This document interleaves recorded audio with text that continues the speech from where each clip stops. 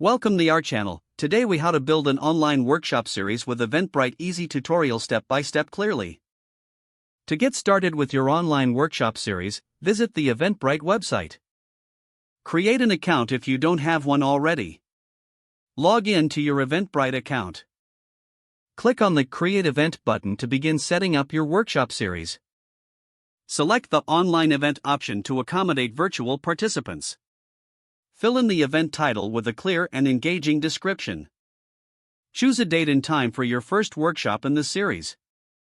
Under Event Type, make sure to select the appropriate category for better visibility. In the Event Details section, provide a comprehensive outline of what participants can expect. Upload a high-quality image to represent your workshop series visually. Next, add ticket types for participants, including free or paid options. Set the ticket quantities to manage attendance effectively. Consider offering early bird pricing to encourage early registrations.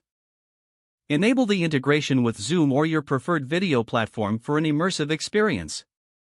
Customize your registration form by adding fields for additional information if needed. Once your details are complete, click on the Create button to finalize your event. After creating, promote your workshop series via social media and email. Use Eventbrite's promotional tools to reach a wider audience.